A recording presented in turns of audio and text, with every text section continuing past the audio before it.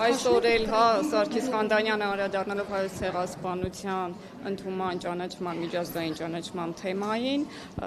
Նիկոլ Փաշինյանի լեզվով խոսեց այդ թեման այլ պետությունների կողմից զենքայնացնելու, իրենց օգտին օգտագործելու եւ փաստացի այս համատեքստում ներկայացրեց, որ պետությունները ոչ թե Հայաստանի Հանրապետության համար են դա անում, այլ իրենց հավատարմությունն են ՄԱԿ-ին ներկայացնում եւ ցույց են տալիս, թե իրենք որքանով են ժողովրդավար եւ որքանով են ընդհանրապես դատապարտում մարդկության դեմ այդպիսի հանցագործությունները։ Գիտեք, պարզ մարդկային ճշմարտությունները, իրողությունները մեր ժողովրդի հետ կապված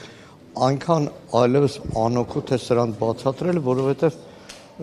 գիտելիքի պակասն է կամ ընդհանրապես իրենց քաղաքականությունը արդարացնելու համար ամենաաբսուրդային մեկնաբանությունների տիրույթ են հայտնվում։ Հայոց ցեղասպանության միջազգային ճանաչումը եղել է մեր ժողովրդի ամբողջ ընթացքում գործունեության հիմքերից մեկը։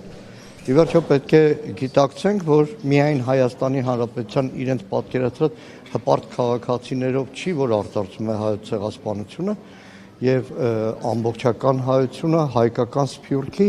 իրավունքների հարց է, արդարության վերատիրացման հարց է։ Միաժամանակ իշխանությունները այն չկմեղանքը, թե ամեն երկիր իշահով է առաջնորդում, այդ տրամաբանության շրջանակներում Հայաստանի Հանրապետությունը որևէ բան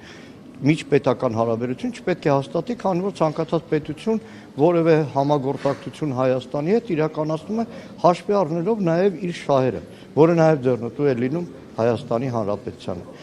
Իսկ հայոց ցեղասպանության միջազգային ճանաչումը իրականում դա միայն հայ ժողովրդինը չէ, Հայաստանի Հանրապետությանը չէ։ Դա համամարտկային խնդիր է, որովհետև 20-րդ դարի առաջին ցեղասպանություն, որի ուսումնասիրությունը նաև հիմք է դրել Լեմկինի կողմից ցեղասպանություն, ջենոսիդ բառի եւ տերմինի ու հասկացության ամրագրմանը եւ այս առումով ցանկացած երկրում սա նաև այսպես ասեմ սեփական օրակարգ է եւ այն խուսանավումը, խուսափումը, որ այս իշխանություններն իրականացնում են հայոց ցեղասպանության միջազգային ճանաչման, որևէ կերպ համադրելի չեն նախորդ տասնամյակներում 2000-ականներին հատկապես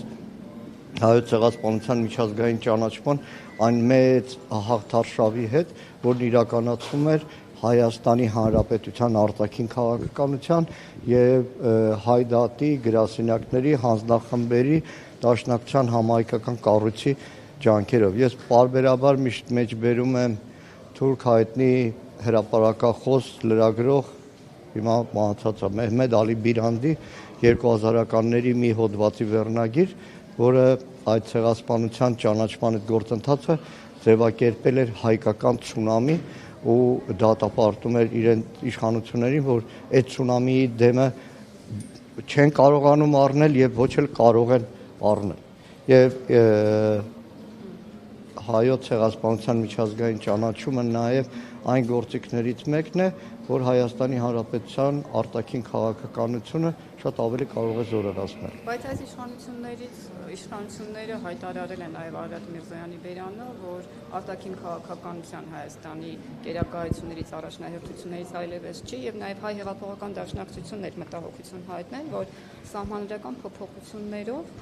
հնարավոր է ընդհանրապես պահանջատիրության հարցը դուրս բերվի օրակարգ։ Իրականում խոսքը վերաբերում է անկախության հռչակագրի հայտնի կետի, որ հետամուտ է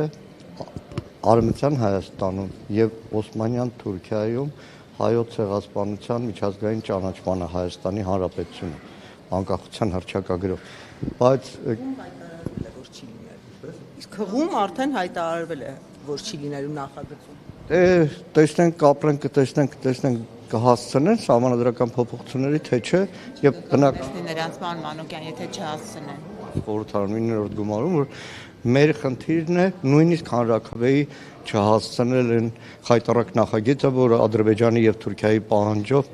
ձևակերպել են այս իշխանությունները։ Չեն հասցեն, ինչի կկանգնեցնի նրանց, որ չեն հասցնեն։ Ով կկանգնեցի կամ ովքեր կկանգնեն։ Սկսած առաջին փուլից, որ խորհրդարանում չունեն սահմանադրական մեծամասնություն եւ որևէ գործիքական չունեն, առանց համանդրական մեծամասնության, առանց խորհրդարանի նախագիծը վավերացման դնել համաժողովրդական քվեարկության։ Բայց մի բան անպայման ուզում շեշտեմ, Արարատ Միրզոյանը կասի, Նիկոլ Փաշինյանը կասի, քելնեն վերև, կիչնեն վար, հայոց ցեղասպանության միջազգային ճանաչման գործընթացը հնարավոր չի կասեցնել։ Հնարավոր չի կասեցնել։ Իրենք չունեն թուրքական այն միլիարդավոր դոլարները, որ անցնող տասնամյակներին Թուրքիան ծախսում էր, բայց միշտ ծախողում է։ Շնորհակալ եմ։